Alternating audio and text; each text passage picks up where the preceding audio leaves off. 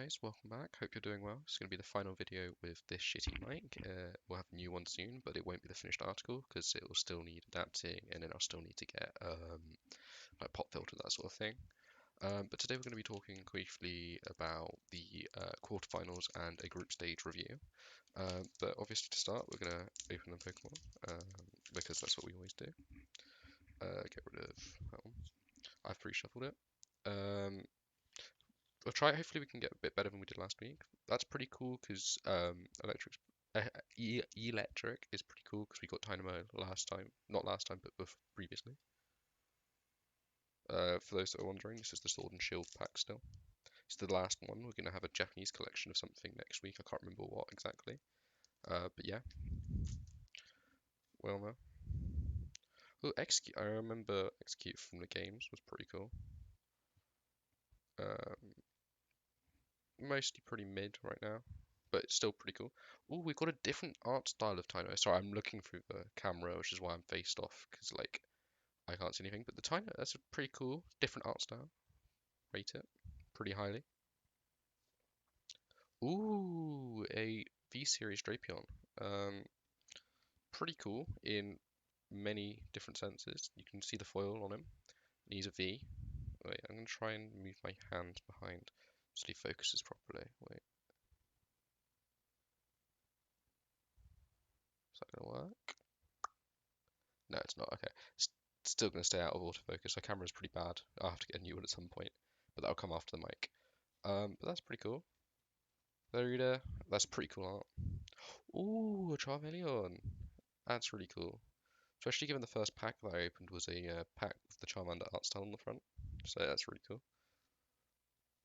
Oh my god, it's a different art style, Detonate, and this one's got foil around the edges. I love how, like, these, it still says, you can't really see, but it still says that it's illustrated by someone, despite the fact that that's a photo of a real world, like, I don't know what you call it, like a small action figure type thing. Pretty cool. That was a good start. Definitely better than last week.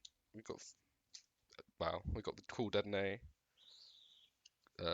Charmander, V-Series, and then some other cool, like, fairly ordinary cards. But yeah, it's a pretty good start. So we'll start talking about the groups. We'll start with Group A. Just gonna make my camera a bit smaller, and then we'll go into Group B. Group A, I think, was fairly as expected. I'll go into like the depth of the teams that got through and like some of their qualities later. EDG, I still think could have better group, a better team out of this group. I don't think T1 can actually beat them in a best of 5 series, but yeah, T1 beat them in the group stage, so well done to T1. Cloud9, I told you, is all I have to say. I will do a video at some point on LS's take on Sven, because I think it's pretty weird. Because Sven was definitely an obvious weakness. There were weaknesses across the board for Cloud9. They really didn't deserve to be there, like on their individual play in that round. Like, yeah, they took a game off Fnatic, but like taking a best of one off someone doesn't mean you're actually good and deserve to be there, which is why I hate the best of one format. The light is really annoying. I just realised, like, I've got like a little. It's weird. But Fnatic, they are fine. Haley was. Like, they were a fine. Like, this is what I want a fourth place team to look like, really. Like, they're competitive, but they have some obvious issues, like Hilly being overly aggressive. Them sometimes their top mid jungle as a whole didn't look competitive. Sometimes upset into the game a bit. Like, they would look competitive, but they had issues. That's what I want my fourth place team to look like, really. Group B, I think we can just say it was as expected. Like, G2 losing to EG was a bit unexpected, but let's just talk about something that's really, really stupid. I know EG had it on the reverse, but playing two, like, this structure makes no sense because you have 4 teams in your group. You have 4 teams in your group, which means you can play 1 and 2 can play each other, and then 3 and 4 can play each other. And then you might have a game back to back because you've got 4 teams and you can't like play 5 and 6 and then like rotate. But why does EG play the first 2 games? Why does Fnatic play the first 2 games? And what's even weirder is, like, if you look at all the groups, like, it was bottom seed. Oh no, not bottom seed, but bottom team in a group.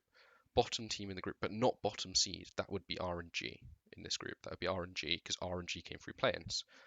Bottom team, but not bottom seed because that would be DRX who came through play-ins. Bottom team and bottom seed.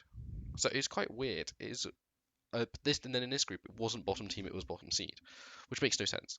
So I don't quite understand what Riot were doing there. It's a bit weird, makes no sense. It's a bit like the fact that you still can't do quarterfinal pick'ems despite the fact that the groups are over and the quarterfinal draws already happened. Oh, actually, I don't know if the draw itself has actually happened, but the draw's pretty pointless because we all know. I don't even know if there's a set draw. Like we already know this is what's going to happen. Anyway, Group C. We'll start off with Top Esports. I told you that they were going to lose. I told you, no, I didn't tell you they were going to lose. I told you that I was giving them the benefit of a doubt, but if a Chinese team were to crumble, it would be this Chinese team. They are, they were the best team coming into Worlds, and I will not have a debate with anyone on that. They were comfortably the best team in the world. Sure, like if I can predict that they're gonna in, like there's obviously glaring issues, but those issues are more like historical, like who Tian was last year at Worlds. I'm not a fan of Mark necessarily. Jackie Love, I underrate him relative to a lot of people because I just see a lot of his imp potential and I like quite solid AD carries rather than like peak and floor like off right like way so in the sea. Like that's my kind of thing. Rogue were insanely good relative to what I expected, but then like were they insanely good or was it the fact that top didn't look as good and DRX didn't play that well in their first time meeting? Like I'm not sure which it is. I'm still not backing them to make anything further, but like that's sort of it. Gam, they did exactly as I expected. In fact, potentially looks slightly worse than I predicted, which is a bit embarrassing, really. But they weren't a bad fourth place team. But yeah, they were definitely always going to come fourth. Group D. I'm pretty happy with this group. I think like Genji RNG in a best of five series will be really cool, especially now that both teams seem to have woken up. But really, there's not too much to say about it because 100 Thieves and Flying Oyster just shouldn't be at Worlds at this point in Worlds. Like they're just not competitive, especially when they're put in a group with two of the top teams in the world. Like it just doesn't make sense. Like you have RNG, the best team fighting team at Worlds, against 100 Thieves, who in my opinion are the worst team fighting team at Worlds. You have Genji, who have Lehens, they have Ruler, they have Chovy, against 100 Thieves who have Abadage, who's underperforming, FBI, who's underperforming, who's underperforming. Like, I don't know. What do you want from me? CBTC Flying Oyster, I think it's just a sign that PCS has sort of collapsed a little bit and maybe doesn't deserve their two seeds. But I don't think there's too much more to say. I think it's a bit unlucky for PCS. They've just sort of fallen away. Um, yeah. Now we'll get on to quarters. I'm going to have to close that blind actually. Give me 2 seconds to switch chair. Right, hopefully that looks better. And I can actually see now. JDG versus Rogue. I mean, what should we say about it? JDG are. They've got Kanavi, Gal, Hope, 3-6. Like, the only thing I can say about Rogue is that they are a bit more dependable. And they seem to counter-strat teams pretty well. Whereas, like, uh, JDG just sort of play their own style and it works or it doesn't. But yeah, I think Rogue comfortably should win, be comfortably beaten. If I had to put a number on it, I'm gonna say play safe and say 3-1. I think Rogue maybe take a game. But it could definitely go 3-2. I could definitely see Rogue winning it. Um, Not really on a player by player basis. Like if we're talking actually like facts about who the teams are, like who's got better macro, JDG, who's got better mechanics, which players have got better mechanics, JDGs, which players look more likely to take a dragon, or look more likely to take a baron and win the fight in such scenarios, JDG. But Rogue have proven this year that they can counter-strat really well, and that's given me some level of faith that they can do something in the best of fives. And I'm actually quite happy, despite being more a fan of G2. If I had to say I was a fan of a team, I'm quite happy that Rogue got through as the sole Western representative, because I think they could challenge and definitely punch above their weight in a best of five series. But yeah, T1 RNG I think is going to be the most interesting of any games in this round. Partially because it's an MSI revenge match, but also because RNG haven't like fully resurrected from their pretty shit play-ins. They've still got some issues that I wouldn't expect them to have in terms of macro and even just individual mechanical play. But I still think they're probably the favored team. I think I would say a 3-2. I think we've seen Faker has inted a bit more than he probably should against some pretty weak opposition, including Cloud9. Or I say pretty weak. Cloud9 and Fnatic aren't that weak relative to the rest of the world, but you know what I mean. Um, so I think RNG should win it, but I definitely see T1 taking a few games. As I said, 3-2 is probably what I'd expect. I wouldn't expect anything like a reverse sweep in this game. I think it probably goes 1-1-1-1. Like they keep trading back and forth. That's the word I was looking for. Um, but yeah, I back RNG. I think there's definitely going to be a level of ruler diff because Guma still doesn't look like the Guma god that we're expecting. Honestly, I think Berserker might currently be the better ADC, which is pretty alarming given he's playing in NA. But you know, that's pretty much it. Gen G, Damwon Gaming. It's just gonna be a 3-0, isn't it? Like it's got 3-0 or 3-1 written all over. I'm gonna say 3-0.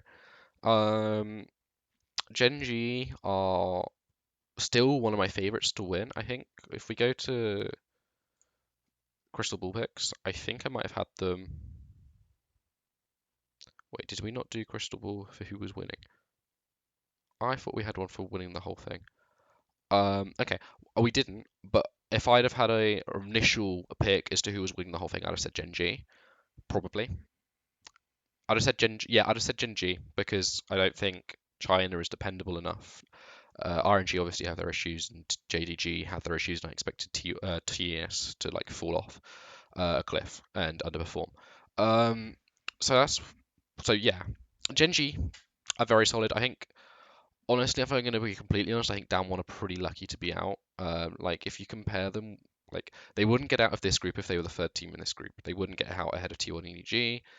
They wouldn't get out ahead of DRX. Might have got out ahead of Rogue. Like I know. Actually, I'm being stupid. They get out of Group C. Like there were two groups that they could get out of, and they got out of. They got one of them. So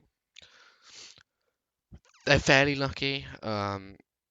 But you can't take anything away from them. They could definitely still have the potential for an upset. I mean, Nuguri, Showmaker are very, very solid players on their day, as is Canyon.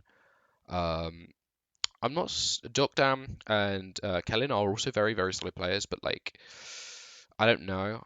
I don't think that their ceilings are as good. Like if I was talking ceilings, like the ceilings of a Nuguri and Showmaker are so high that I could believe that Damwon could win this. But like if we're talking right now, Gen G should be heavy favorites. DRX EDG. I think we all know that I will predict EDG to win this. I'm a big Scout, Viper, Mako fan. Flandre and their jungler have their issues, but I still think they're the better team coming out of Group A. I think like they had their issues and they showed that in terms of decision making in particular, in terms of mechanics and Flandre not playing his best. But I still think they're probably the strongest team in this like in this match. Sorry, I think maybe this could go 3-2. I think maybe this would, if I had to pick out a game that could have a reverse sweep, this would be the game. Um, so that's pretty much it. Initial thoughts as to what games we're going to see next is obviously JDG, RNG, and then Gen G EDG. If I had those, I'd have RNG and Gen G making the final, Gen G probably winning. Um, that's my initial thoughts right now. Hopefully, you can tell me what you think in the comments down below. If I'm wrong, please feel free to tell me. I've already been told that I was wrong about Cloud9, and I was correct, but I am willing to concede that there are chances I'm wrong. I watched a lot of the group stage games rather sleep deprived because, like, if we go schedule, like, it was 2 a.m.